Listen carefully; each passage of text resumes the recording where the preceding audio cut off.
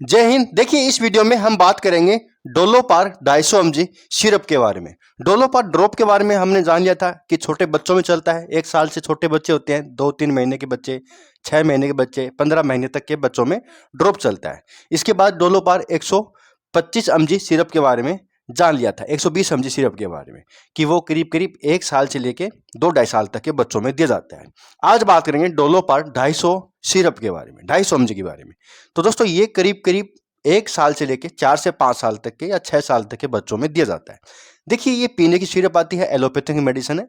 इनके side effect होते हैं, इनका बच्चे का बॉडी वेट क्या है, बच्चे को किस प्रॉब्लम में दिया जा रहा है, किस टाइप की बच्चे को प्रॉब्लम है, क्यों हुई है, ये देख के ही डोज कम ज़्यादा होती है।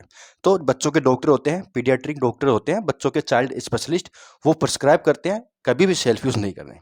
हालांकि इसके अंदर जो आता है ना पैरासीटामोल, ये सेल्फ यूज किया जा सकता है अगर आपको डोज पता है, लेकिन ये काम तभी करना है जब बच्चे को अगर बहुत ज़्यादा प्रॉब्लम है। यानी ये देखिए, बुखार की प्रॉब्लम ही काम आता है पैरासीटामोल, आप जानते हैं, और दर्द की प्रॉब्लम ही काम आता है। अब अगर बच्चे के रात बेरात कोई बुखार हो जाए और डॉक्टर आसपास ना हो और आपके पास अगर ये रखा हो, तो आप किस तरह से बच्चे को दें जिससे कि बच्चे को नुकसान भी ना हो और सुबह तक बच्चा आराम से रह ले, तो इसके बारे में भी समझेंगे। देखिए, लेकिन ये तभी करना जब डॉक्टर आसपास ना हो और बहुत ज़रूरी हो जाए देना, ध्यान रखिएगा। और ये हमेशा घर पे होना भी चाहिए। टैबलेट फॉर्म में अगर होगा तो उसकी एक्सपायरी डेट काफ़ी लंबी होती है, तो वो और भी अच्छा है। टैबलेट भी दे सकते हैं बच्चे को आप, वो कितना देना है मैं बताऊंगा। देखिए, माइक्रो कंपनी बनाती है, 60 ml का 40 रुपये का आता है, पैरासीटामोल इसके अंदर आता है। 250 mg है तो 250 mg पैरासीटामोल इसके अंदर आता है। 120 है तो 120 में आएगा। ड्रॉप जो होता है उसके अंदर 100 mg आता है तो 100 mg में आता है।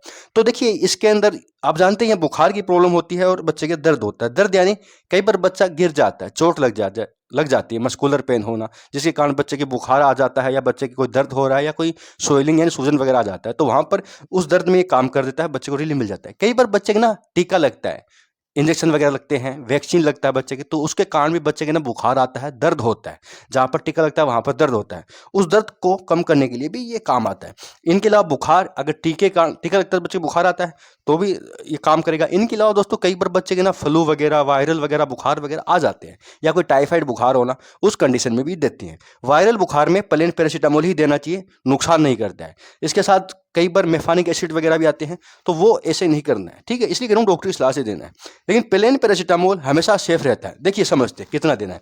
देखिए, इसकी जो डोज होती है ना, तो बुखार और दर्द की प्रॉब्लम में दिया जाता है। अब डोज की बात करते हैं, तो भैया देखिए, इसका एक फॉर्मूला होता है 10 से 15 mg, यानी 10 mg या 15 mg कोई भी ले लीजिएगा, उसको मल्टीप्लाई कर दीजिएगा बॉडी वेट से। एग्जाम्पल के लिए देखिए, 10 mg हमने ले लिया पैरासीटामोल का, और बॉडी वेट अगर मान लो बच्चा 10 किलो का है, तो 10 × 10 यानी 100 mg। 100 mg यानी आप बच्चे को 100 mg दे सकते हैं, जो बच्चा 10 किलो का है।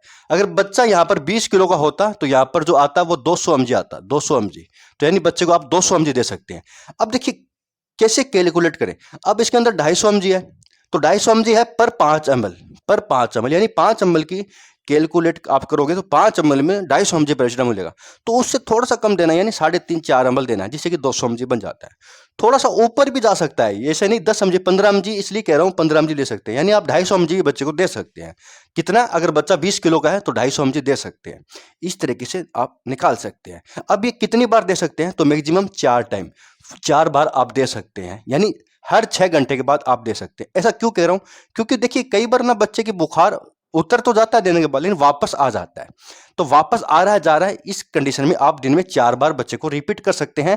250 mg पर 5 ml के अंदर आता है, ठीक है। इस पे लिखा होता है, आप देख लीजिएगा, 250 mg पर 5 ml इस तरीके से होता है, यानी 5-5 ml दिन में आप 4 बार बच्चे को दे सकते हैं। अगर बच्चा 20 किलो का है, बच्चा 10 किलो का है, तो करीब करीब आप 2.5 ml हो जाएगा, इससे आधा, तो 2.5 ml दिन में 4 बार दे सकते हैं। ये तभी देना जब बच्चे की बुखार बार बार आ रहा है। लेकिन देखिए, पैरासीटामोल जो होता है ना, ये SOH ही होता है हमेशा, यानी बुखार होने पर या दर्द होने पर।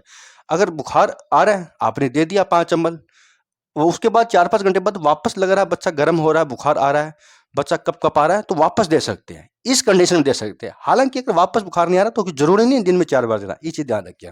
बस यही समझाना था। साइड इफेक्ट की साइड इफेक्ट की बात करें तो यही होता है भाई, देने के बाद बच्चे को कोई दस्त वगैरह लग जाए, बच्चा वोमिटिंग कर सकता है अगर ज़्यादा छोटा होता है तो।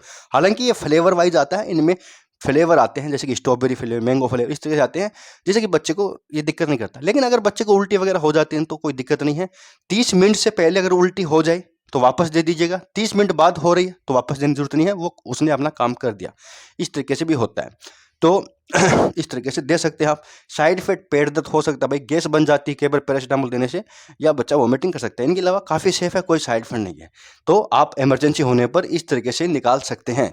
और सबसे अच्छा रहता है जितना हो सके डॉक्टर के पास जाके ही ट्रीटमेंट लेना चाहिए, क्योंकि इनके साथ भी कई बार क्या कि इन्फेक्शन हो जाते हैं तो एंटीबायोटिक देनी पड़ सकती है, ध्यान रखिएगा। तो सब कुछ था डोलोपार सिरप के बारे में। बहुत बहुत धन्यवाद।